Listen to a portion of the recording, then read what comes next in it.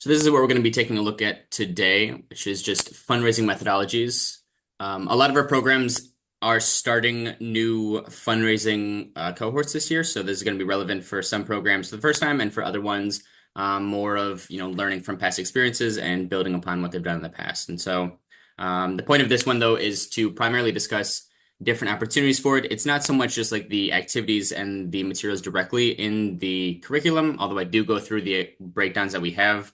But it's more of from our perspective, what does the fundraising in general look like, especially from a perspective of doing it through youth? And so that's kind of what I'm mostly going to be talking about. And then also we do have Eileen here, who is on the call right now on the Zoom call, so should be able to hop in and then also give a lot more additional insights into the field itself. So I'll go ahead and move through this. So firstly, I think something that is interesting, I think a lot of people, especially the conversations I have around fundraising, a lot of people put a lot of focus on the money itself and just like, how much money can we get? And one, it's, determined if this is a successful or not campaign of fundraising based off of the money.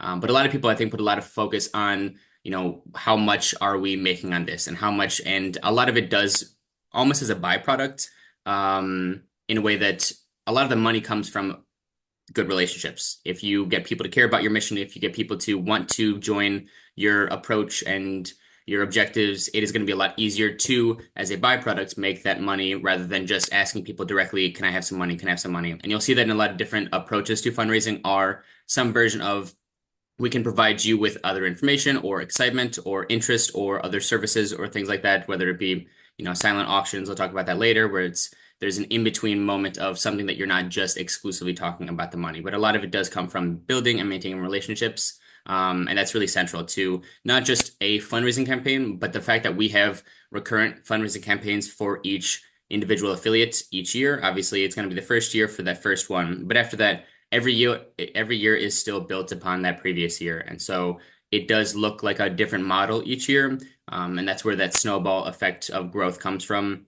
A lot of it is learning what worked well in that first year and then what worked well in the previous year in general, and then what can we do differently. But that's not just the only reason why it improves year over year. A lot of it is awareness within the community, awareness of people that are interested in, what you have to do. And so realistically, that first year, the first couple of years when people are doing new approaches like this, it might take a little while to build that donor base. It might take a little while to build that interest within the community. And we've seen some of our older programs start to really have tremendous success year over year because they get to the point that everyone in the community is very aware of the program. They're very aware of what is happening, when it's happening, when these events are going on. And so places like Oak Park, our first program, they're able to, consistently fundraise $100,000 and $120,000 a year. But that comes from not just the fact that they had a bunch of great fundraising events or something during the year.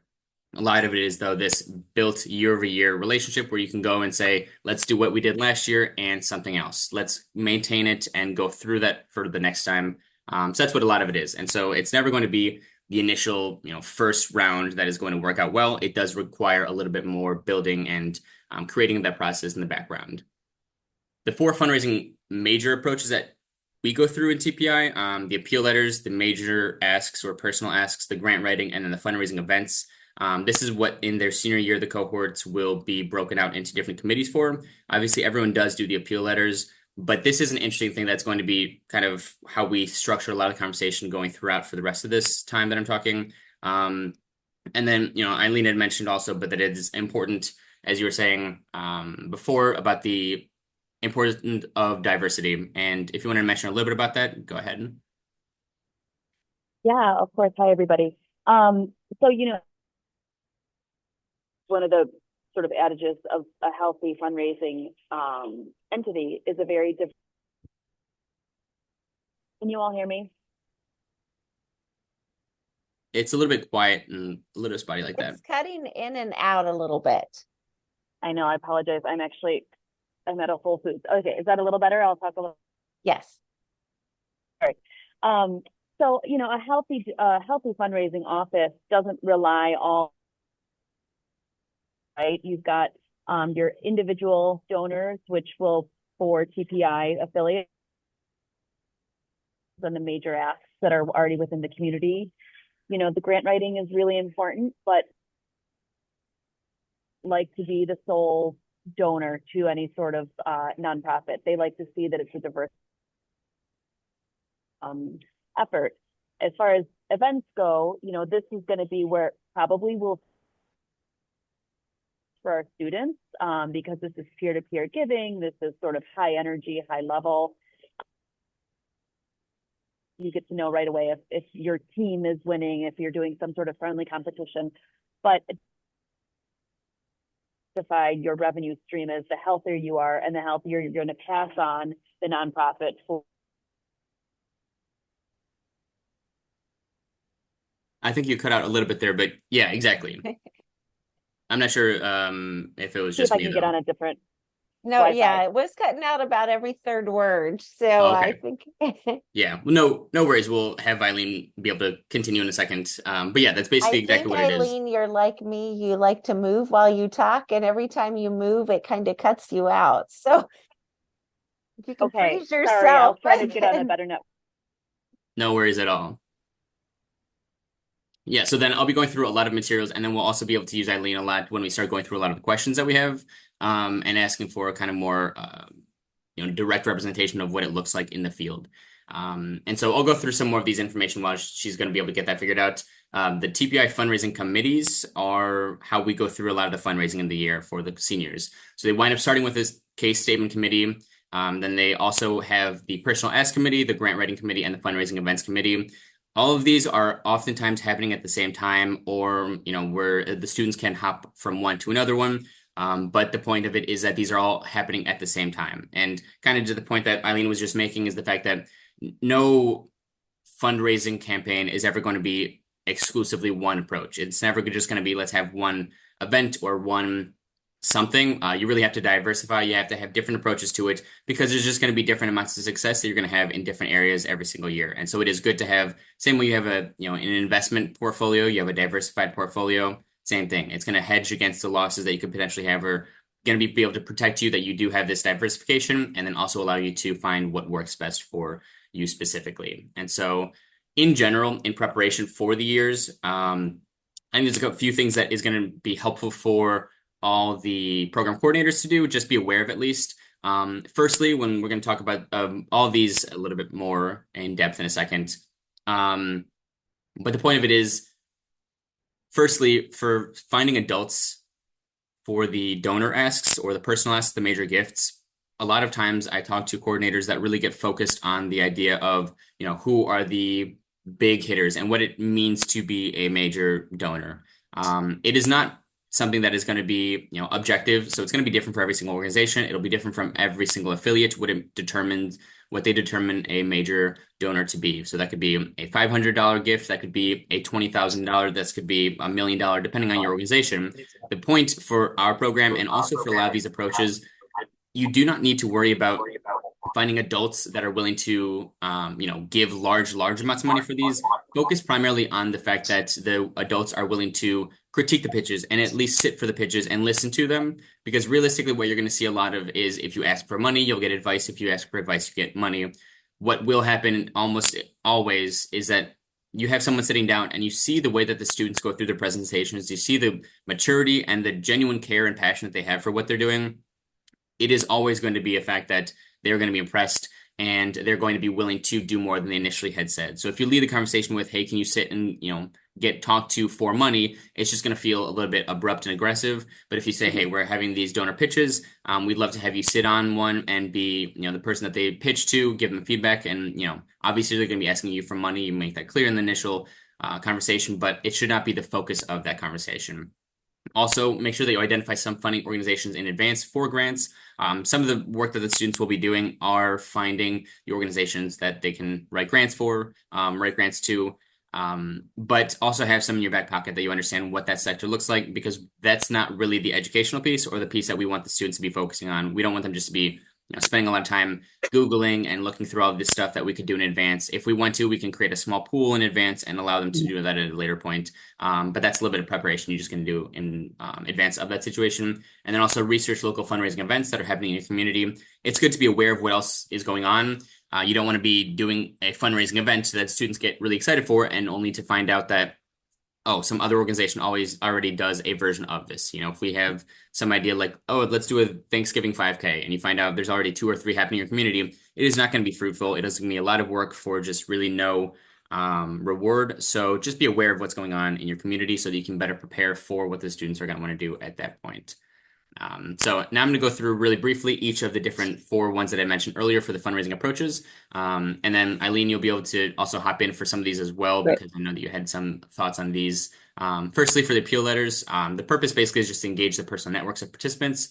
It is more of a grassroots approach to fundraising. The point isn't for the students to think of the people that they know that have the most money in their lives. It is not focused, again, on the money itself. It is more of who are these people that have really high affinity, not necessarily capacity, but the high affinity for the students to be able to engage. And I would also frame it for them as the fact that they are building a personal network. Because Mhm. if you just exclusively talk about the fact that you're writing letters to people, you're doing whatever, it just feels either like busy work or it feels very, like just office work. It doesn't sound interesting. And it also it's not very easy for the students to understand what value this provides to them past this small activity. And this is something that as an approach to life in general is really important for them to understand. Personal networks are crucial for anything. They're crucial for this fundraising campaign, but they're also crucial for how students will be moving for the rest of their lives, for careers, for, support for things. It is important that they understand what it means to get support in their personal network, but also how to build that and who to be asking and talking to. And then Mhm. Eileen, did you want to mention anything about the tactical approach or the return for these? Yeah, well, just to add on to what you're saying, hopefully this is better. I called it on my phone. Can you hear me? This works well, yeah. Okay, super. Um, uh, asking for support. These kids are getting to the age where this is really important, as Remy was saying.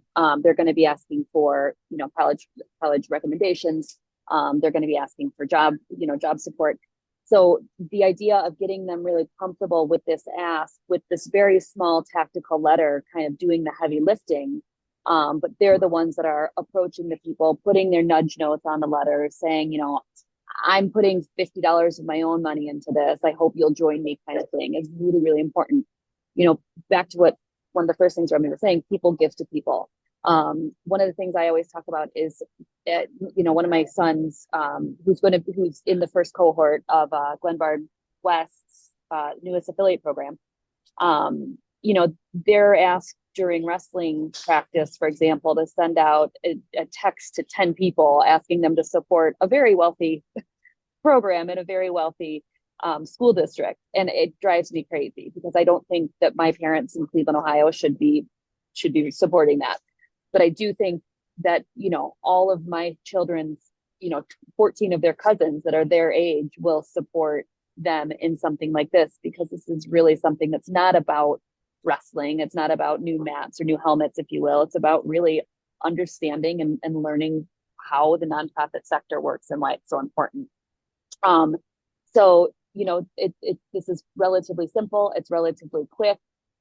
We know that our kids are sort of getting burnt out by the time graduation rolls around. A really great time for people to ask is around end of year giving. People obviously love the tax benefit of that. Giving Tuesday is, some people love it. Some people think it's a little bit of it's a soft start to the holiday season, to the end of year giving season. And so I would recommend that we've got, each of our kids have their lists ready and our appeal letter template ready. And then we work on them. I think really importantly, again, these nudge notes are really important. I think handwritten envelopes are really important. People are getting a lot of mail around the holiday season, asks and otherwise. So I think it's really important to identify on the letter if these are physically being mailed, who it's coming from and who it's going to. And yeah, just making them, say, support this. This is something I believe in. And this is, the little nudge note can say, this is what we did last year. So it's really just about pulling the heartstrings to people that live not only in your community, but also your family members who are really, who can get behind what you're learning and what you're doing as a junior and senior. Exactly, exactly. And again, it's the same point of you don't have to make all the letters just about the money. It is about that connection Right. that the youth have with whoever they're writing to.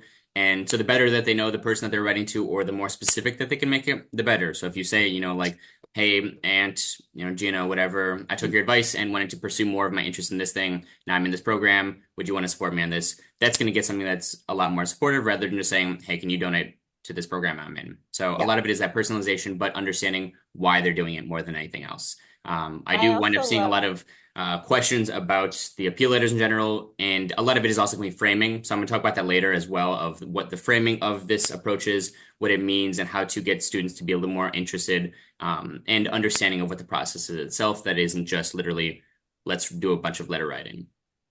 But the next one can is I going to be the case interject? statement committee. Oh yeah, absolutely. Go Oh, ahead, Janet. I did, I love Eileen. You mentioned them talking about, I put this much money in, Hmm. come Yeah. join me. And I think of even to get our Naperville program started, that's what some of our key leaders who went to grab the people who had deeper pockets to, be able to fund the initial start. He said, I didn't go and ask people for money. I would say, join me Yeah, in this. I put this absolutely. in joy. And I think that's some great terminology. You also talked about the handwritten, and I will have to say, I love that. I am a little nervous. This is my first year doing fundraising, a little nervous with high school students' handwriting just because I know what some of the handwriting looks like. Sure. So do you find that to be, and I know your son's in a brand new cohort. Yay, Abby. I talked with Abby as she was getting Great. started, Great. but and maybe Remy with, Yeah. your experience. Do you find that to be an issue to help the students? I mean, I know there's one that we can say write neatly, but yeah. Yeah. I'd say in that This is sense. Oh yeah, go Terry. ahead. This is Terry from North Shore. And we gave them sample letters. We also found we had to show them how to address a letter. I just think it's really good for them, but we Yeah. did project some sample letters. We did review them before we put them in the envelope. So what we did is at the beginning, while we're waiting for everyone to gather, they'd have to grab a thank you note. We'd have it projected, and then we'd review it, stick it in the envelope, and I'd mail it. So it did require some review, but I do think it's really good for them. Yeah, and in terms of like the handwriting, the neatness, and all that, I think there's kind of two different components for the letters. There's the aspect of the letter itself that is most of the letter. There's the case for support, the introduction, the here's what we're doing, here's what this program is. All of that can be something that you will create in the session itself. So you'll create it as a group in the session. You'll all come to an agreement of this is what we're saying in it, and you can literally print that out and have that as this is our letter. And then there's a small section at the end for this is the personalization aspect of it. And so you still have the understanding of what they're writing, what they're saying in it, but it's typed up so that the people that are receiving this can understand, okay, what is this program actually saying? What are the purposes of it? And then you get this small section at the bottom that's saying, hey, this is, your grandchild or whatever it is. This is the program I'm in. I'd love to have you support me in supporting this program and go forward with it. But that small section for the handwriting, it's usually fine. Yeah, you're going to have some students that just, yeah, there's not really anything that you're going to do about that. But I would say the fact that you have most of it not handwritten and then a little bit more of that personalization handwritten, it allows it for that balance of this was really done individually and it wasn't just like massively sent out, but also now you can actually read it. So I think that is usually the best way to That find that makes sense. compromise, at least in my Mhm. experience. Yeah. So then, kind of moving into what I actually just mentioned, the case statement. But this is something that'll be a shorter committee usually. The purpose is literally just to create a case for support that'll evolve into the brochure, the marketing, whatever is going to be distributed to donors. It's specifically for this packet, the brochure, whatever it is, that you wind up setting out. But a lot of the work that is done in the case statement committee for what is our approach to this is going to be applicable and helpful to all the other committees as well. It is important to keep it simple, but this is really something that is very much a marketing position. So any people that are working with your program, any donors, if you want to include them in it, but any mentors, any coordinators that are in this program that have a marketing background, this is really going to be a position that they can shine a lot in. Because it really is meant to be, it has to be short, it has to be interesting, it has to be something that will capture people's attention. You don't want it to be just long bouts of text that you're going to just include in it. And a lot of this, along with a couple other pieces of the other committees that the students will be on, are going to be things that you need a hook or a phrase or something. So any students that really like, maybe they like comedy and they want to make something that's more interesting and humorous, or they like writing in small things, or maybe they have this marketing interest, whatever it might be. Things like amplify the impact of your money. Those types of phrases are going to work well, but that's what this case statement committee is going to do, is really framing the approach to the fundraising campaign and putting it in perspective for all the other committees to continue the work. They're going to be working just at the beginning of it, and then the students will join the other committees as they finish that work and then move into it. But that's kind of what that purpose of that case statement committee is. It's not really in itself a fundraising approach, but more of a committee itself that is important for the other committees as well. Mhm.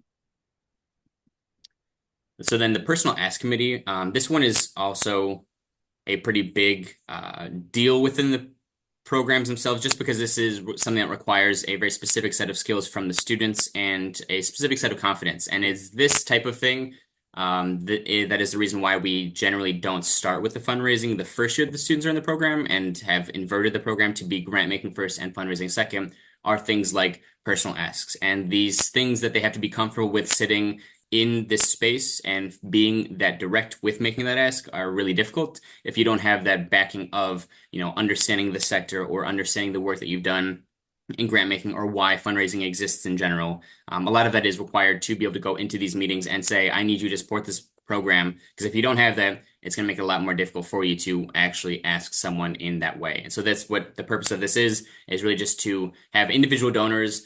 You can also do versions of it where you have small groups. Maybe it's like a women's league. We've had different programs that go to that, or different giving circles, whatever it might be. But you basically make an in-person request for funding, and this can be any version of that. Any donors that you do have already, or any you want to include in that process, or new donor acquisition also helps with this, because you're going to get them the most personal face-to-face relationship with the program that they could possibly have, and that's also something that is always very convincing for the program to get more donors like that.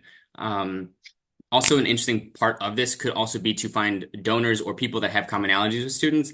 That way you can have the conversation be a little bit this pitch, but then also those donors can give a little bit back to the students as well, more than just the money, and saying, obviously they would have feedback for them in the pitch. But other things like, I'm a lawyer and you're pitching to me, but I know that you wanted to go into law school. Here's a couple other things. And it's allows just for a little bit deeper connection. It makes it so that it's not exclusively a transactionary process, and also adds a little more value to the students that are going through this specific committee. And then also just in general, just focus on the effectiveness of the pitching. As I mentioned earlier, don't focus so much on saying, we need to get the money from this person, but a lot of it should be the feedback that the person, the donor, whoever it is able to give to the people that are pitching. But the skill of pitching from the students is going to be really a crucial skill that, and I'll mention this later as well, is applicable in a lot of other areas of their lives. And then Eileen, did you want to add to this as well? Yeah. Pitching is a tremendous business skill that we're helping these kids learn and hone. I always say I'm in the business of, I'm essentially in sales, right? I'm offering a opportunity for somebody to invest in something that they believe in. And it's my job as the fundraiser to get them excited about it, to make sure that they understand where their money is going, to make sure that they understand the impact of their investment. It's like kind of the close the deal idea, where you go back to Glengarry Glen Ross, right? You make the ask, you wait for the answer, and then you get clarification and confirmation, and you do the follow-ups. I think one of the most important statements a student can make in these meetings is, I don't know the answer to that. It's a great question, and I'll find out.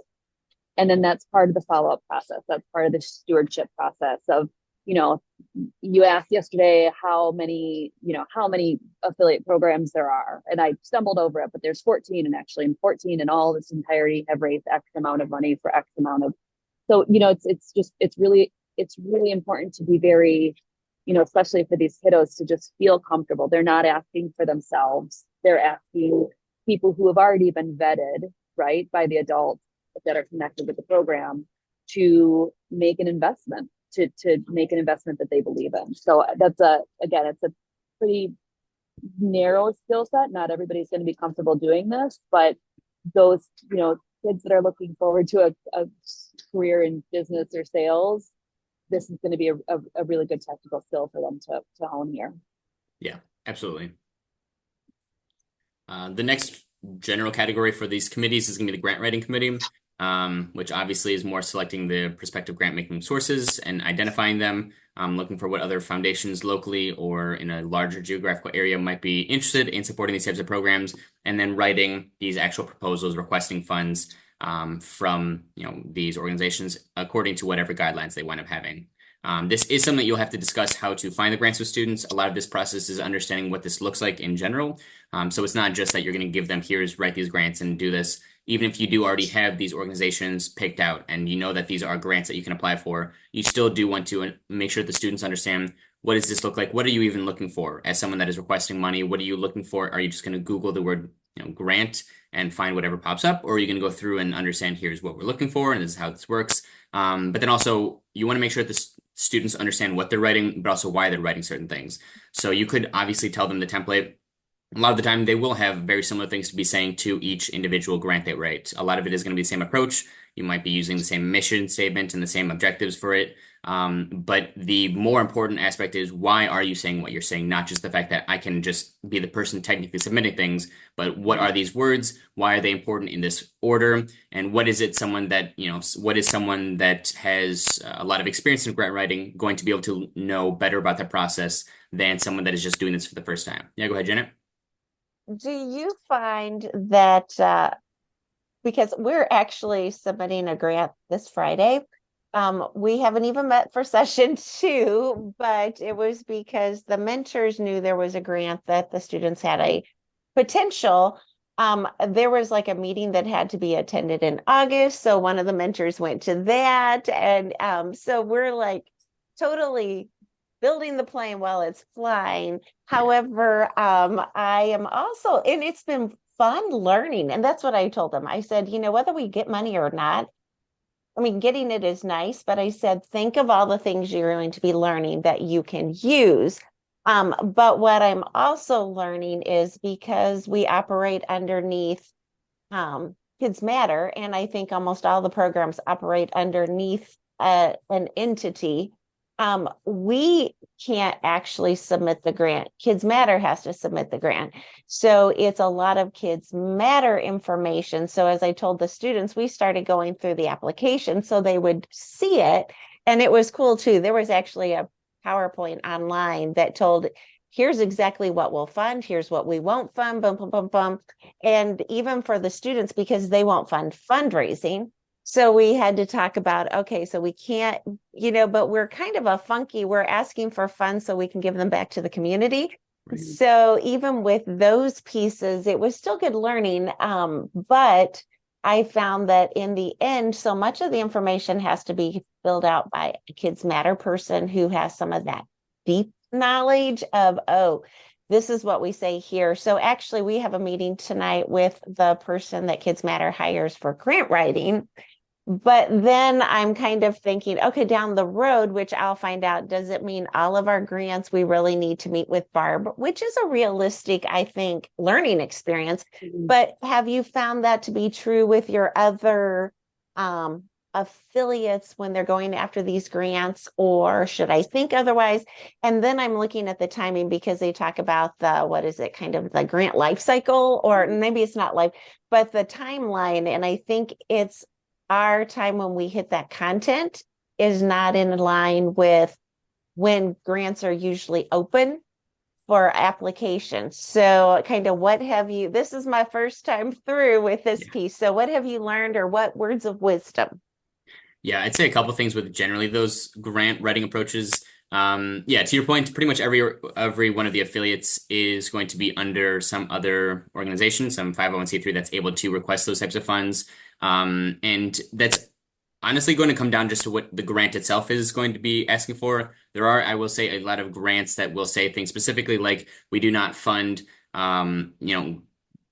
organizations that give out the grants, right? Pass through grants, anything like that. That is going to be something that you'll see a lot. And for those, it's just going to be the fact that you won't be able to either apply, or you could have a different way of doing it. But for a lot of these ones, if it's a grant that's, we're interested in supporting projects or programs like this, similar to the RFP that the students did last year in their junior year, which was, yes, it can be an organization that is requesting funds, but we didn't really do general operating funds as much as oftentimes it is a lot of organizations that are, here's a project that we want to work on, or here's something that we want to do for this year, or here's something that we would need help for.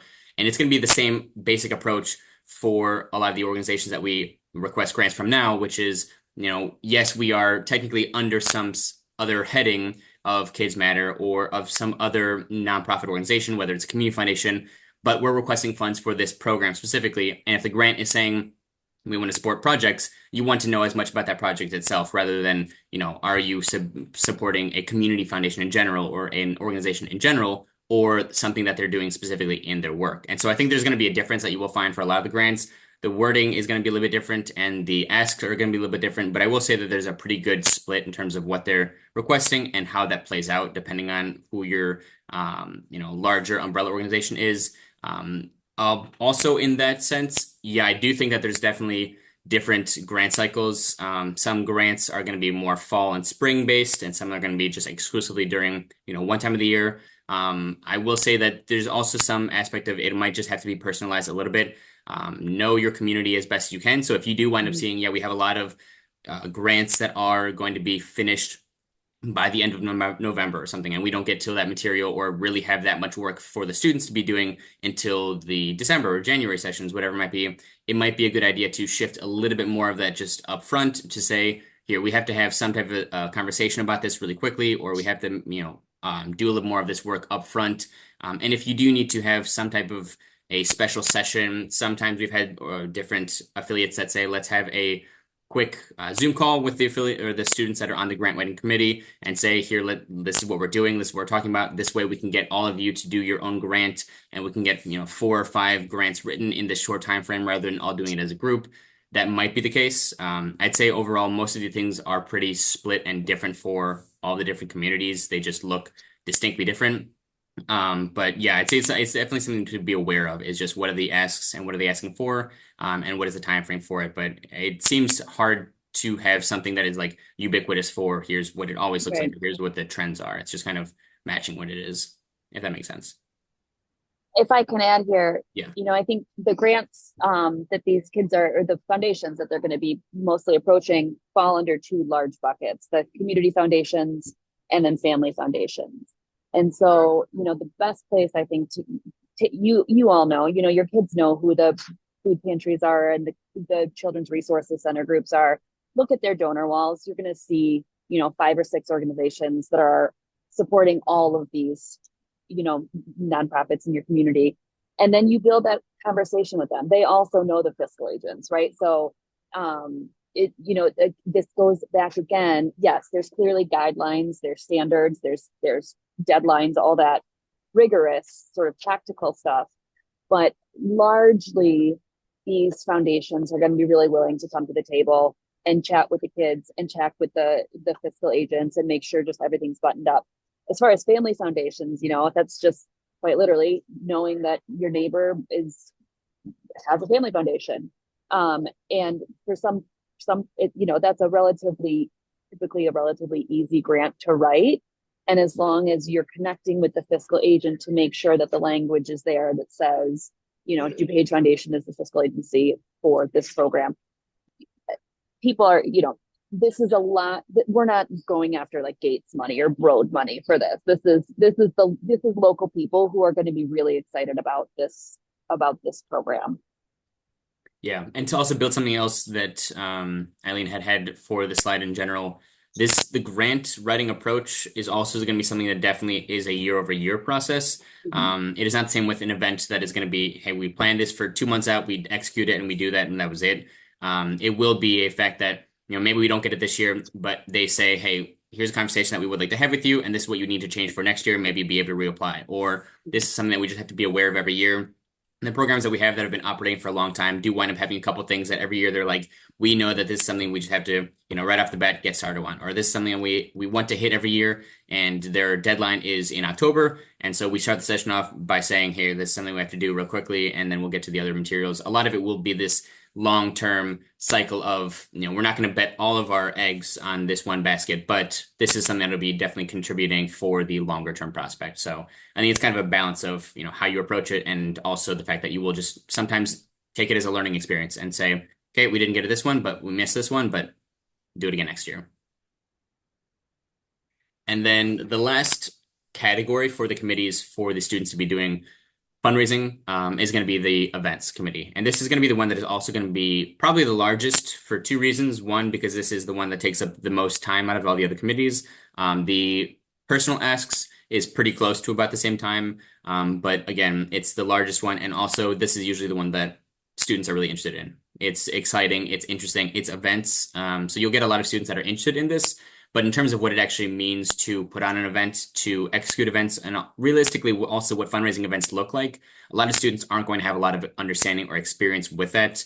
So you're really going to have to get them to pull a lot out of them and really take a creative approach to a lot of this stuff. But it is basically just going to be doing different ideas for the fundraising events, going through and ideating it for the students, deciding which ones they want to do, and then implementing them fully. It is also going to be important that you don't do every single idea that the students have. In a couple ways. One, you as the mentors and coordinators, you might have to manually say, this is something that we cannot do just feasibly, but explain to them why. And that's also an important aspect of a lot of this is the why. Because if you just say, it's not feasible for us to do this thing, and that's not going to help them understand that process any better, that's not going to help them understand what that is that you are not able to do. So some of these types of events will be done in a way that maybe this is not going to turn out the best that it could, or this is not how I would have done this as a fundraising expert if you've done this in the past. Some of it will be an educational piece for the students to understand, oh, now I see there's a lot more that I had to take into consideration when I was planning this event. A lot of times you will see students that they will forget or not know that you need things like permits, or you need things like, tickets for a raffle that cost money. And so there's all these small aspects of it that realistically they do have to go through and they do have to learn what that means. But on the flip side, you do not need to give the students a blank slate and say, whatever fundraising events you want to do, let's do those ones. There might be a case that you might say, okay, this is something that we can do, or give them a few options. You say, I love these options. Let's take the highest votes and do these ones. And you don't want it to be that they're just mulling it over for multiple months, because you want them to actively be doing those sessions as quickly as possible.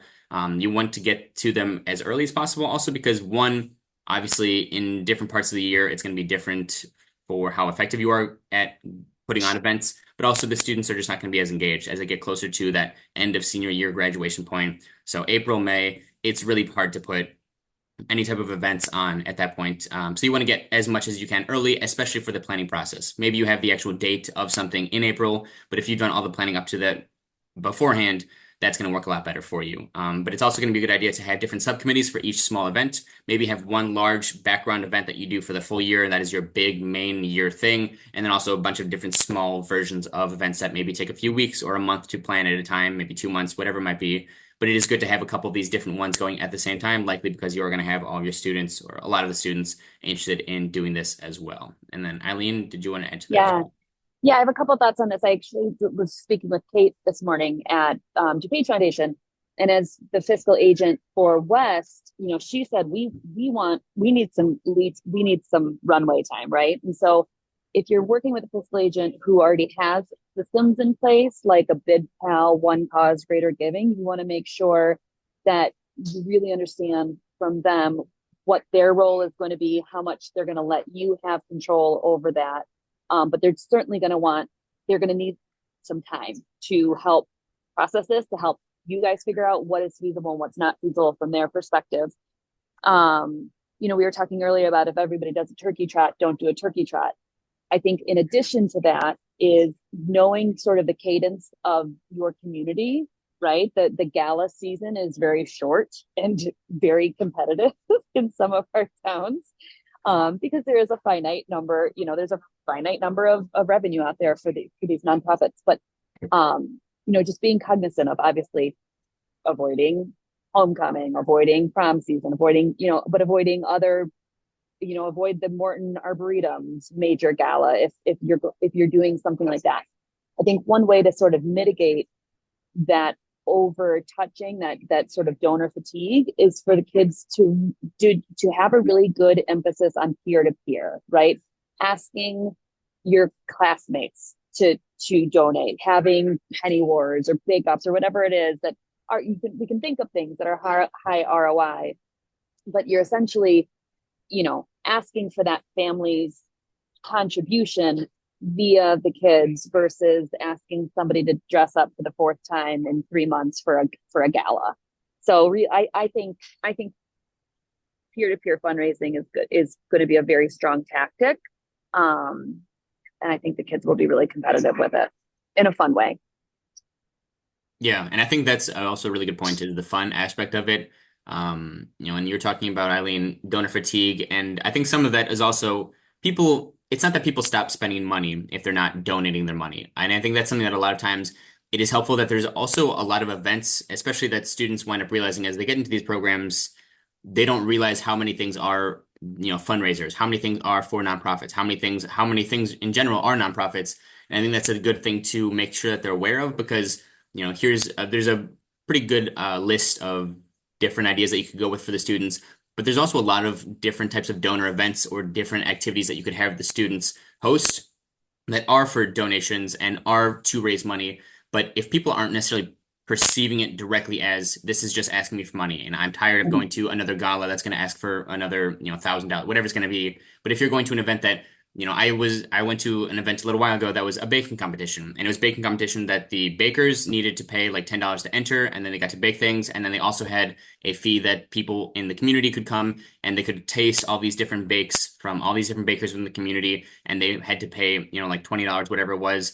No one going to this event thought that that was, oh, this is another nonprofit event. Like this was one that everyone wanted to go to, no matter what it was, Yeah. whether it was a for-profit, was a nonprofit, didn't matter. It didn't make a difference to anyone because they were there for the baking. They were there for what the actual activity and the event itself was.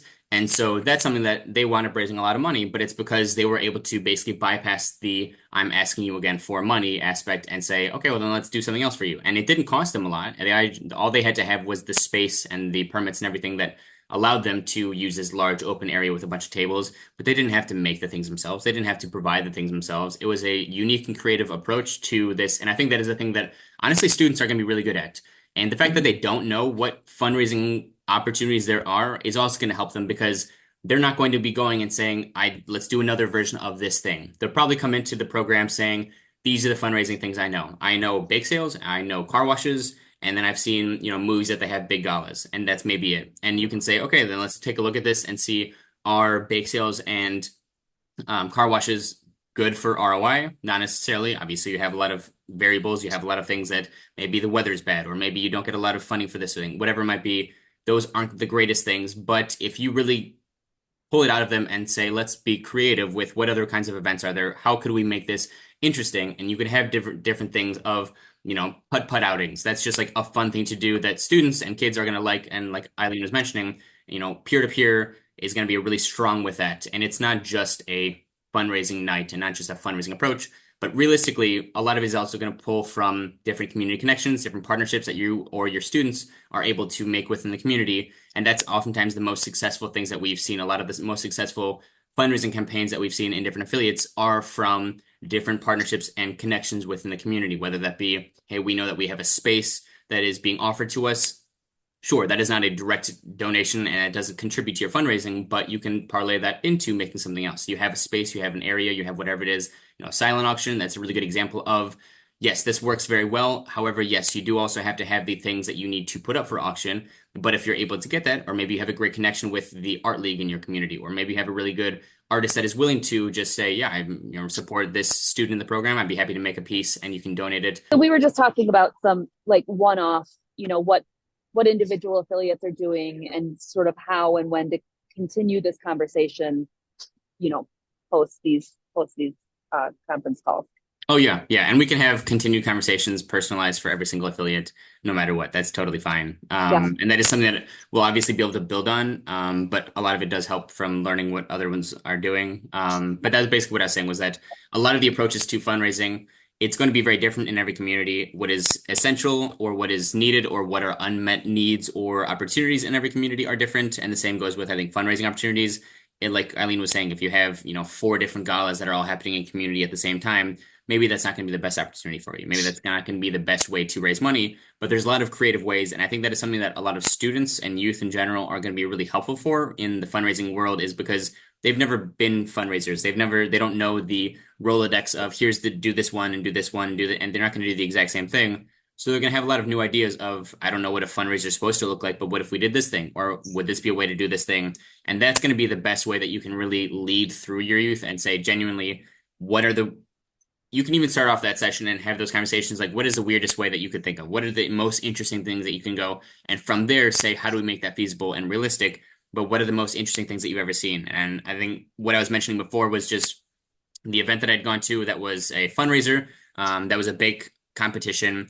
Those types of events are things that are really interesting and unique, but it's because you're not going to be having people perceive it as I'm being asked just for money and I'm being asked just to give this. And like I mentioned, it's not that people just stop spending money at a certain point during the year and they say no more, no matter who asks or what it's for. It's usually the donor fatigue sets in because it's okay, again, someone is just saying, can you give me money? Can you give me money for this? Or we're asking for this thing. So a lot of events that are going to be interesting to people, whether you're doing peer-to-peer or just general fundraising within the community, are ones that are just interesting and unique and fun. Things like those putt-putt outings. Some of the most successful ones that we've seen by other affiliates in general wind up being these ones that are taking advantage of community connections and partnerships, in whatever capacity that might be. Sure, you maybe don't need a space to contribute anything for a fundraising campaign. But if someone's like, we don't have any money, but we could give you this large open space for no cost, great. Then that's something you can build off of and say, okay, well then how do we take advantage of that and say, let's parlay that into something else? And I think a silent auction is a really great example of that, where yes, a silent auction is going to be something that on one hand can be very difficult to put together, because if you're just going to force it into existence, you have to find all the right pieces to put into the auction. You have to put all this together. You have to find the people to invite for it. But if that's something that, if you already know, hey, here's some connections we already have. We already know that this person is an artist locally that we happen to connect with, and maybe they're willing to contribute a few things or a few pieces. Or maybe someone came into something that's like, this is not something I need. I'd be happy to donate this. That is something that you could also put up in your other conversations with donors and say, if you're not willing to give us money, is there anything that you'd be willing to donate to the program? And that's those types of conversations where it's not just about money, is a lot of the time ways that you can find unique routes into the eventual fundraising approach. And so that's something that is going to be useful for the students, just being creative with it. Other ones that we've seen a lot of success in are things like bingo nights. You've seen different golf outings, which again, that's something that is really difficult, but it only worked for the affiliate that we had do it because they had this already kind of set up going into the year. Like it was something that was just a partnership that worked organically.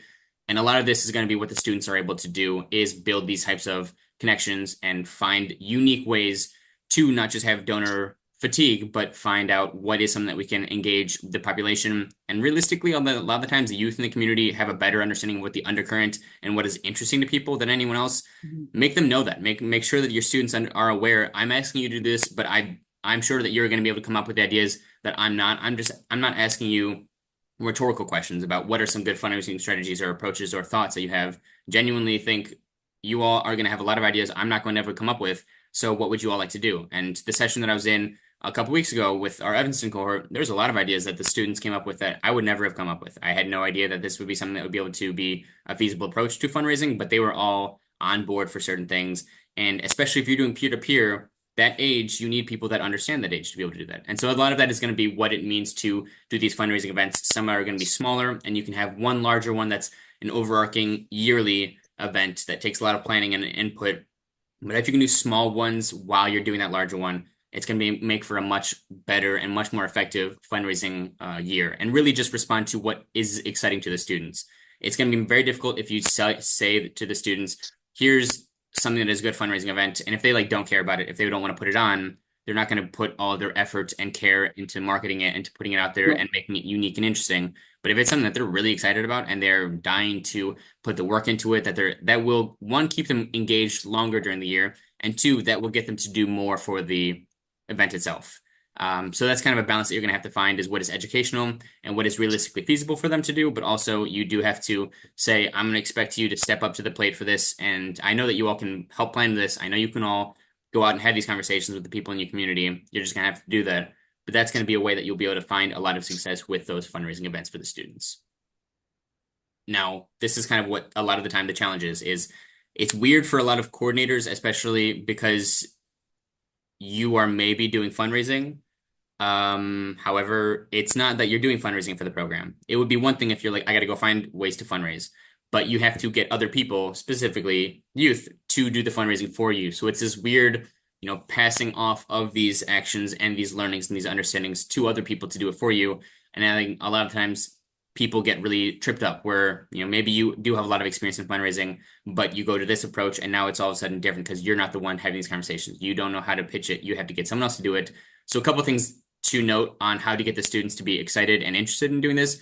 You really have to speak to their emotions. And I think one of the best, visual examples that I can think of is the elephant and the rider example. I'm not sure if you all are aware of it, but basically the idea that, yes, the rider is going to be somewhat aware of generally putting the direction of the path that they're taking, but you really have to speak to the elephant and their emotion to get them to be able to do things. And if they're interested and if they're like really excited to do something, if they're really very, intrigued by something that you brought up, that's what's going to get them to do a lot of the work and a lot of the planning and stuff. But if they come to every session and they say, okay, what are we doing today? And you just give them a list of tasks that they can do, sure, that's telling them what to do. And likely they'll be able to do most of those things. But it is a lot about talking to that emotional side of them, getting them that excited to speak to it. So a couple of things that I think are always great for these fundraising things, make it fun, make it competitive, have it be challenges, whether it's between your own students. You can have small things like the appeal letter. Maybe you could have a competition to see who could get the most conversions from the people that they're sending out their letters to the people that respond. It doesn't have to be about money, because then sure, yeah, certain students may have their uncle that sends them $1,000. But if you can have a student say, I bet I know the people in my world better than anyone else in this program, and I know what exactly to say to get them to give me $10, $15, then great. That's going to be fun though. And that'll get them to write really unique, really interesting, very creative letters to every single person that they're writing to versus, great, I have to send a bunch of letters to my aunts and uncles who I don't want to do that anyway. It's not going to make the difference to them. So make it fun, make it competitive. So if you have different competitions, different challenges, and say, I think you could do this, I think that's something that we see in general year over year. If you have the students from one cohort come back to the following one and say, look, this is how much we raised last year. Do you think you could beat us? Even saying just that, all of a sudden it's going to make a big difference, and saying, perfect, I bet I can beat whoever was here last year. They raised $20,000, I can raise 25. They raised 25, I can raise 50. Whatever it is, it doesn't matter what the difference is. It doesn't matter what the actual numbers are. It is the fact that that is going to drive them to do a little bit more and a little bit extra. And that's a lot of what it's going to come down to get the youth to do that type of work. Also, framing of it. If you're having a hard time getting students excited, or if they're going to groan when you say something, okay, then you have to frame it differently. Because realistically, a lot of the things that you wind up seeing in this are things that are not going to make a lot of sense to the students. It's not going to make a difference to them if you say things that just sound like nonprofit jargon. So you might have to frame things in a more interesting way. And I'll talk about that in the next slide for this. But more than just getting money, a lot of this has to do with a lot of skills that the students will need for the rest of their lives. The skill of creating excitement and getting people to support you. It does not matter what their interest or career is. It doesn't matter if they want to go into business, if they want to be a doctor, if they want to go into communications, if they want to be a musician. Every single job at least has to pitch you have to pitch yourself at some point. So understanding that as a skill of how do I present something in a way that is not just honest to who I am, but is going to be receptive to someone and is going to get someone excited to support me, to, if I'm an artist and I want someone to purchase my work, how do I talk myself into a gallery, right? How do you, as a business owner, say, I need to go and do different pitches to do my Series A funding? Doesn't make a difference what it is. These are things that will be interesting to the students, because this is really what they're leaving high school for, is that next stage in their life. And that's a lot of the times why they get disengaged toward the end of high school, is because I'm done with this. I have done all of my life doing all of these types of projects and these types of things. I'm interested in doing things for me. I don't want another teacher to tell me do this thing. I don't want another person to tell me to do this thing. So they'll start to withdraw. But if you say, here's something that is going to be unique as an experience that you're never going to be able to have again, or here's something that is based off of you specifically, that will get them to be more interested in. And so you could ask them what their interests are. You could find out what their hobbies or what their, interests for career-wise, what those are, and then attach each of those to something. If they say, I don't want to do work, I just want to be a writer, great. Do you feel like you would like to be a persuasive writer? Do you want to understand how language operates and how to get someone to be investing in you? Then you can be part of our case statement committee. You can be part of our grants writing committee. It doesn't make a difference. These are our skills that you can apply, not just for this program. We're not giving you skills exclusively for the next 4 months of your life.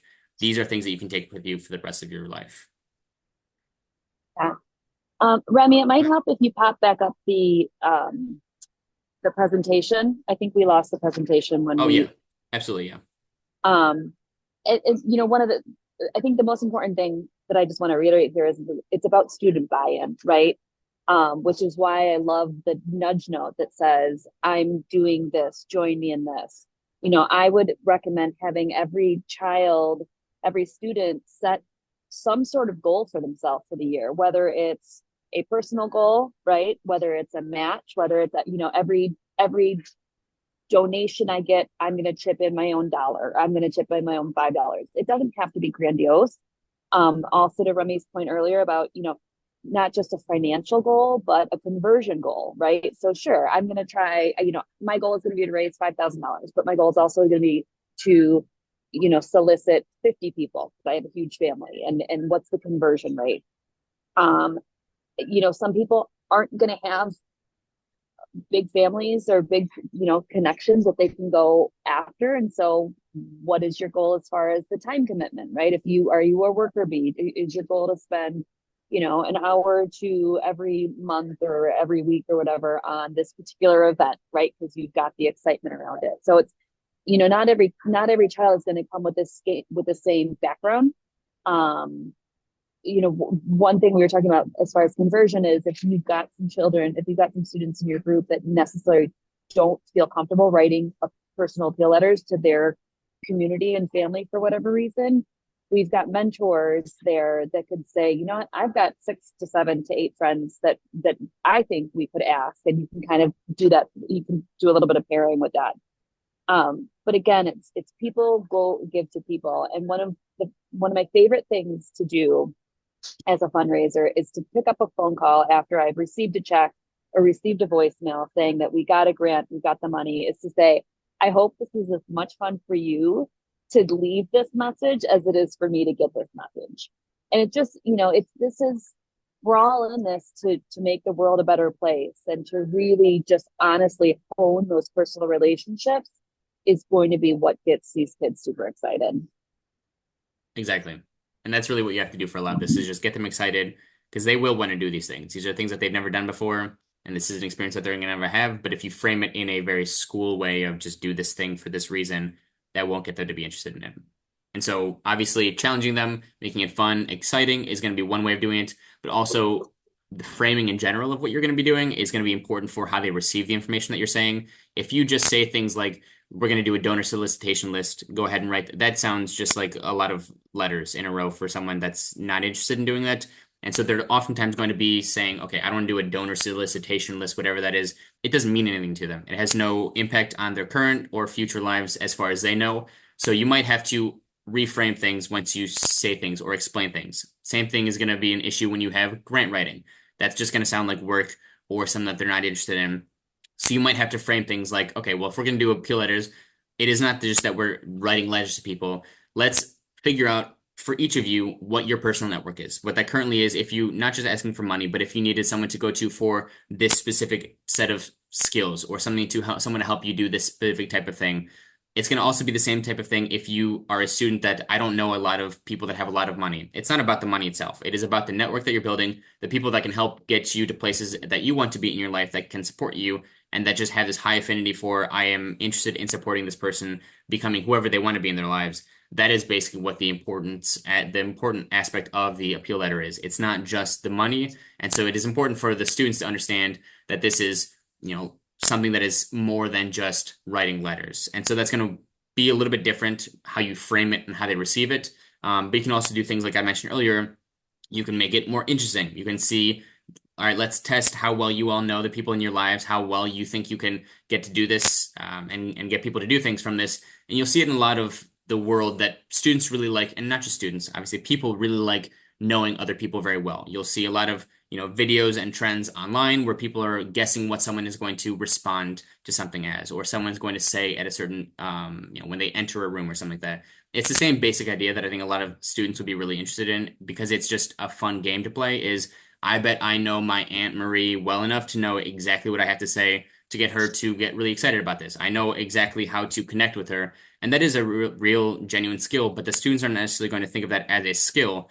but you have to frame it in a way that this is what we're going to do. And this is our competition is going to be who can write letters to a certain number of people and who can convert the most people of that list, or who can write the most successful letters. Again, it is not about the money. It is not about who can, have the most people in their lives that give them the most money. But if you have some students that are like, I bet I can get 10 out of my 12 letters to be successful, that'll be slightly more interesting and a better framing for that type of thing.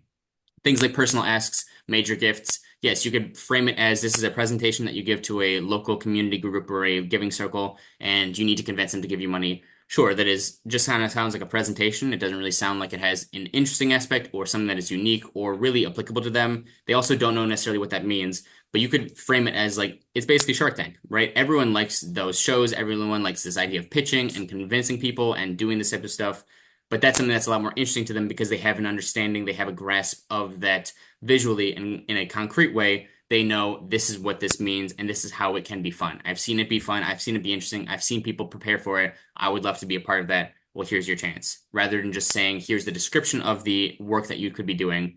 Here's how to make it fun or interesting. Same thing with the grant writer, like I mentioned before, the aspect of this is something that is for writing. This is someone that likes to write, maybe that wants to do this type of work, or maybe someone that wants to do more work in fundraising in general, or that wants to do more work with nonprofit work, or wants to have a better professional understanding, because that is realistically going to be the most professional version of the fundraising opportunities at the students' hands. Those might all be different things that might connect with different students, and you might just have to frame it differently depending on the students that are listening to you. And then same thing with events.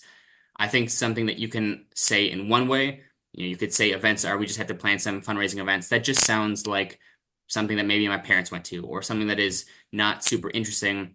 But if you frame it like, let's be really creative, and how many pieces can we put together to make an outcome? And I think something that is interesting enough that I've seen people talk about in the past, obviously, are things like the paperclip trading experiment of, can I start with a paperclip and how much can I trade up to be able to come away with something different? And people have, obviously, the initial one started with a paperclip and went to a house. But I think this idea of how do you be creative with what you have and what you can turn that into is important for the students to understand things like the silent auctions, for example. Yes, I don't have money right now and I would like to fundraise money. I could, on one hand, go and ask someone for $1,000, sure. But if I know someone who has something that I can give them something in exchange and they give me something in exchange, and now they give me something that I can put up for auction, perfect. That is just a couple steps in the middle of that general fundraising approach. And it is just more of an exciting and interesting way to do it. And a lot of that is going to come down to how do you excite the students and how do you frame things in a more interesting way. Overall, I think this is something that is always really helpful for me, in general, just for pitching, but more for ideas and how to get things to be interesting to people and get them to stick. So this is something that I would always highly recommend either discussing directly with students when they're doing their pitches or when they're coming up with how to come up with sentences or ideas that they want to be doing. Basically, at the end of the day, for fundraising, it is what gets people to give money, what gets people interested enough, and it's not going to be facts and figures. It doesn't make a difference how much you're looking to fundraise or how much you're looking to fundraise the following year or how many organizations you've helped.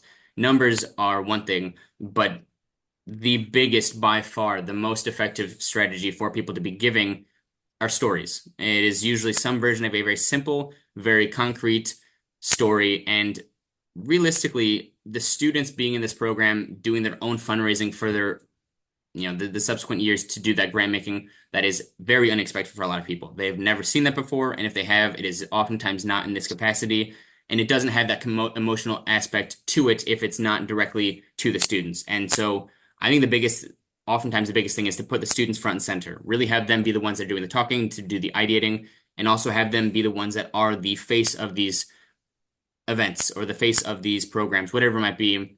Have them lead this, because them telling their own story of here's where I have been in life and here's where I would like to go, or this is where I got to at this point, or whatever it might be, that is going to be so much more effective than anything else. And oftentimes the students don't realize that. They don't realize how effective them talking is going to be for this process. And so you might have to remind them of that. But this version of a model, the success model that it was from the Made to Stick book, but it's, again, simple, unexpected, concrete, credible, emotional stories. That is always going to be the case. So have the students, if you have an event, have the students being the ones working the event. Have the students, as soon as someone enters something, be the ones that are accepting them and talking to people. That is going to be always more effective than anything else at getting people to be engaged in that a couple of general tips, like I just mentioned, put youth at the front and center. Different options that usually work well, community banks or local giving circles for those types of one-on-one asks. Again, don't just make it about the money. Take advantage of the partnerships and community connections. And like Eileen had mentioned a couple minutes ago, it's always okay to have one-on-one conversations. It is more than okay to ask for help. And I'll put all our contact information at the end of this so that you can all see. But really, we're all here to help each other through this process. And I've seen so many of these programs, so many of these events go through. I'm happy to help, and Eileen has as well. And I think right now we just want to go through different questions that people, either other affiliates that weren't able to hop onto this call, had already sent to me or had asked in the past. But I think, Eileen, if you want to go through a few of these, and there's 3 different pages of questions that we'll be able to go through, we can spend as much time as we'd like on each individual question. So I think, Janet, yeah. you're seeing this for the first time live. Is there anything on this front page that sticks out to you or similar to a question that you have?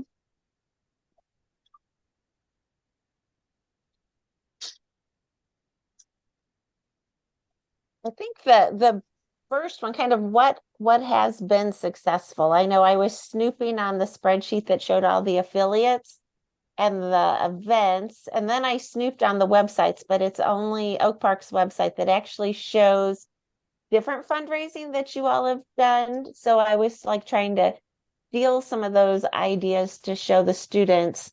But yeah, to see what's successful. And even I think one of the things that as we were planning for this year, I know Nina's our executive director. She was thinking, ooh, a grand kind of a gala event as our culminating event, which would be a fundraising event as well. However, as we started, really stopping to think about it, I said, I don't think we want to go that way, which would mean that we would be charging for people to have to come to our capstone ceremony gala event. And I said, I don't think we want parents to have to pay who, like last year, brought grandparents and that. So I think we should move away from that if they still want to do, some kind of grand event. But do you all agree with my thinking? Am I wrong in that? Let that culminating be that. But yes, but I'm really interested in those which ones have been, do you find successful? And even I think a key piece, because Eileen, my background is actually a high school business teacher. Okay. So, and my students would start and run companies, actual companies. So seeing them doing that authentic is something I'm used to, but I also know it takes a lot of time, and I'm getting the kids outside of their school day. So not only are they booked with their school day, they're booked with their sports. I don't want to be the one who's doing all the work to put all these things on. I want to make sure it's them, that what they choose is manageable. So kind of even, what are some things that are realistic? And I think that's going to be our next session, where they kind of do that realistic analysis. And one of our mentors even recommended, she said, don't go and create a 5K. She's like, join others who are already putting on a 5K, and you can raise money by going and volunteering at the event, and you get paid to be the volunteers. So even showing the students that we can kind of blend two of our pillars, the getting and also the volunteering. So those were some of the thoughts. But one, is my thinking right on don't make our final event a gala fundraiser? And 2, what would be realistic? What can high schoolers really get the time to be able to pull off? Well, I think, Janet, that your instincts are pretty right on point here. Galas are big affairs. They're big, fancy affairs where, people dress up. There's alcohol involved. There's big dinners. There's big expenses, right? And as Remy was saying, of course, you can get some of these things donated, but, a gala is a very adult night out, right? And so just from a logical perspective, I think that your instincts are right. What community events in Glen Ellen, Sunset Pool is one of kind of the cornerstones of our community. So we were thinking here of maybe having a back to school splash bash. We've got, the power in numbers with the students at these schools. So if you charge a nominal fee, for example, $20 a head to go to the pool, have the seniors running it that are welcoming the freshmen, upcoming the rising ninth graders to this party, make it cool, make it at night, make it, beach balls and all sorts of, colorful lights, have a DJ, sell school swag, right? So it's sort of meeting the community where they're at. It's going to be a ton of fun. You can turn it into sort of a who's who, and if you can tackle it in August, right, then you're introducing the whole new school year. You're introducing the affiliate program to a brand new school cohort. So I think, Remy said creativity. It's all about creativity. It's all about kind of the wow factor. You want to make it, you want to have touch points that make people say like, that's so creative. That's really cool. Because to be able to run an event like that as a student, as a cohort member, that's again, brilliant future skills. So I think you're on point with a gala. I think it's hard for kids to manage up to adults in a situation like that. And they're just really time consuming and very costly typically. Well, the one boy Remy, said, "What's a gala?" I know. I was like, "Oh yeah." right. Exactly, Yeah, why yeah. not, a putt, like, and you can take a I spin love the on, putt-putt you can idea. take a spin on things, Yes, right? Like think about the golf outings. Think about right, so many nonprofits have golf outings. How do you right, minimize that down a little bit toward your local putt-putt arena? How right. do there's pickleball is all the rage. How do you do tennis competitions, pickle competitions that can include not only the students, but their family members? Right.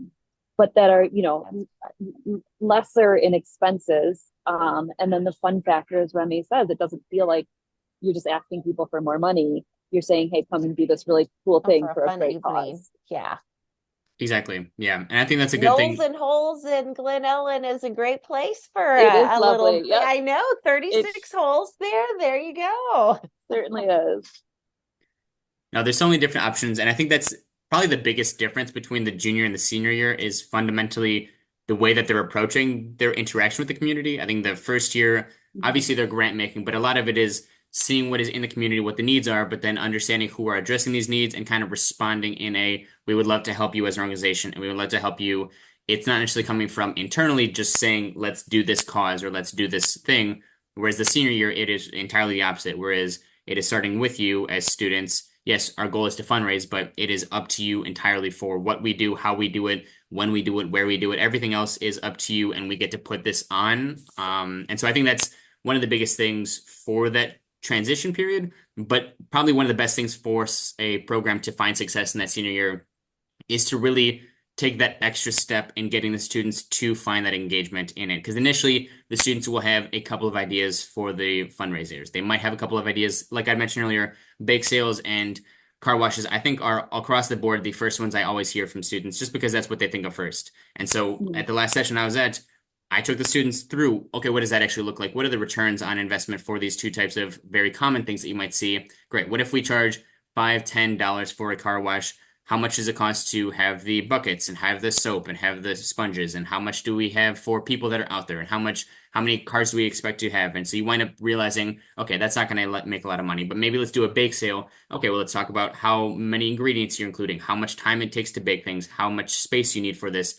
All of a sudden, you're also spending, maybe 2 hours per dollar raised, and these aren't really great things. And so after that initial conversation, pushing it into, okay, what ideas do you have just in general? What could be something that would be fun to do? And then that first, expansion of their ideas is great. See if you can push them to that next more interesting level. And then you start getting things where they have ideas like, oh, let's do a talent show. And maybe we could have it where entering the talent show is a $5 or $10 commitment, but then people that want to watch it is $5 or $10. All of a sudden you have like 80, 100 people. Not a huge amount you even need to have, but all you have to have is an auditorium maybe donated to the space, and you have everything you need for that. But small things like that, like the putt putt, like whatever it might be, it really is figuring out how to get the most out of the students. And that would probably be the biggest tip that I would give the juniors going into the seniors is, okay, take ownership of that aspect of it and see this is your chance literally to do whatever you want and however you want to do it, and be as creative as possible for that. And I think that's where we've seen the most success are these creative fundraising events. Usually, I would say it does come from the students directly. You can see inspiration in other areas, but I would say some of the most interesting versions I've just had students kind of blurt out weird things. Same way if you have any type of problem. What are the weirdest solutions we could have to this, and how could we make that realistic? How could we turn that into reality rather than starting off with what is feasible and then going from there? Because then you're going to get a lot of the same stale ideas. So kind of spreading from that initial way is probably going to be the best approach to do it. And then the last question, I guess, on this one would be the tactics to encourage continued giving versus one-time donation. I think a lot of our affiliates have found some success in having continued relations with the donors, especially from families of past participants. You know, in years after, you might still have family members that are interested in just believing in the program. But I think, continued giving isn't necessarily just going to be that they have the same, we sell t-shirts again, or we do this type of thing. It is still going to be obviously keeping the engagement and keeping the awareness. You do want still people, I think, to be aware of the program, the work you're doing. I think one of the biggest things is going back to that slide earlier of the stickiness of it and what success of it is telling these stories. Impact, I think, is always a big deal with donors. You want to not just know I gave you money, but what did that money do? Who did this go to? How did this impact people? How did this inspire or change someone's day or life in general? I think that's something that's always going to get someone to stay engaged is understanding why they're donating, why they're giving. And that's probably going to be one thing that I would see as a recurrent donor. But Eileen, did you want to mention anything else about recurring giving versus one-time giving? I think what I would say about this part is this, if you can get your community involved, if you can get your storefronts and your restaurants involved, there's some people that are thinking about putting a sticker, creating a sticker that storefronts have that say, I support Teen Philanthropy Network. And it just generates ideas. It generates questions, right? You can have storefronts or restaurants do a night where a portion, you can add an extra tip to your bill, or a portion, if you buy this meal, X amount of dollars will go to your affiliate. The more people see the brand of your affiliate in the community, the more they're going to think of it as a year after year campaign that helps the community, not just I'm going to do this when I've got a junior and a senior and they'll be done with it. But if I know that on a Tuesday night, Two Hound Red is going to put 20% of every tip every bill back to this, it's great network, it's great awareness, and people stay in our small communities for a long time. So I think that's a really great way, is to get the community involved. Work with your restaurants, work with your storefronts. It builds the relationship with them too. If you ask them to put a sticker in their window and say, by the way, we're also having a silent auction, can you give us a certificate for it? So it's just getting the merchants involved, I think, is pretty key. And that builds the community brand year after year. Exactly. And I think that also answers a question that's on the next slide. What aspects of a fundraising campaign, other than the money itself, are important for determining success? And I think, Eileen, like you just mentioned, a lot of it is the awareness from the community, the engagement, the relationships that you're able to fund or create. Obviously, yes, it is always important to be fundraising and to actually have the money itself, but all these other aspects of how good are the relationships in the community, how aware are people of your organization, your company, your program. I think those are all really important things, especially for that year over year and that continued giving for that. And then I guess one other thing, Eileen, so if you were to say for the kind of the first question, and there's also a couple of other questions that were asked about this from other affiliates. But if you don't know where to start, or if you're a program coordinator that is not from a fundraising background, and so it's obviously there's a lot of fundraising that has to do with relationships and building and maintaining those connections. What would you say to someone that doesn't have any and is just kind of starting out? What tips would you have, or what approach should they take? I think it's sharing with the students, the sort of the how to take the scariness out of asking, right? And one of the things that I have always believed in is it's just as it's just as easy to ask for a $10,000 gift as it is for $100 gift, as long as you've done your research and you know who you're talking to. It's also just as detrimental to ask for a $10,000 gift for someone who is thinking that they're going to give you a $100 gift, or the opposite of that, asking for a $100 gift from somebody who's got the capacity to give you a $10,000 gift. So it's doing the homework behind, right? Learning the case statement, being able to talk about what it is that we're doing and why we're doing it, and the impact that we're having. The really internalizing that, the taking ownership, the putting in your own, your own paycheck for a week, so that you can say, I'm doing this, come along with me. At the end of the day, these fundraisers, which we're asking our seniors to be, need to learn that they're not asking for favors, right? It's the idea that they are truly making a difference. They're part of this really cool, unique concept. They're making a difference, and they're asking the community to come along with them. And so it's just sort of taking the scare out of the ask, I think, is how I would mostly address that. Oh yeah, I think that's a great point. I think a lot of youth go into these programs feeling this type of ask is the same way that you would ask your parents for $20. It's like I feel like I shouldn't be doing this, but maybe I have to do this, but I know everyone's going to think this is weird because you don't want to support me or give me the money. But it really isn't about the money itself. A lot of the times these asks, it is about, can you work with me on this? Like, we are trying to accomplish a goal. We need help to be able to do this, but it's just, I need you to help me be able to do what I'm trying to do. And it is not about, taking advantage of people, or it is not about, trying to ask for something that they don't want to do. If they don't want to give you money, they don't have to give you money. It is never going to be a bad thing for someone to say, hey, I cannot do this right now. Okay, great. That is just going to be a different person that you're going to start talking to after that. But maybe you say, okay, if you can't give money, then would you be interested in supporting us in a different way? Would you be interested in talking to other people that you know, or introducing us to other people, or having these other types of connections? There's a lot of other important things, but I think, to your point, Eileen, it's usually a scary thing for students to do, just because the way that it's perceived in their mind. Asking for money, asking about money, and talking about money in general is often seen as weird, and don't do that. So how do you take the scary out of that and make it more just about the people and the relationships? Because again, fundraising is just about people to people, I think. And one other thing, this might be a cool thing to have it as a slide, even in one of your cohort meetings. I have this on my whiteboard in my office, is enormous hope, zero expectations. And I think it's a really good way to think about philanthropy, right? If everybody in the world has the right to say no, not ever, not today, not to this, and you say great, thanks, and you walk, you go to the next one. So yeah. I really like that mantra of enormous hope, zero expectations. And exactly. I think that would resonate pretty well with our students. Yeah, I think it's a really good approach for that. And there's nothing wrong with it. There's no bad, it's not that you failed. And I've seen a lot of students see that of, like, if I go into a presentation or a pitch and maybe we don't get a lot of funding, it's not that you did a bad job necessarily. It has nothing to do with that. There's a whole bunch of different things that people can fund, a lot of different thoughts that people have to support, and it's going to be totally fine if they do those different things. I think the last thing that I would want to have on this, though, is just, Eileen, if you wanted to mention that this is your email, and anyone is more than welcome to contact you or reach out to you for those types of things. Yeah, these group sessions are important, and the group learning is important for all those who are watching the recordings. But I think that the wheels get turning with smaller conversations, so I'm happy to reach out to me, happy to come out to you, chat with you over the phone, do whatever. I'm really passionate about this, if it's not obvious.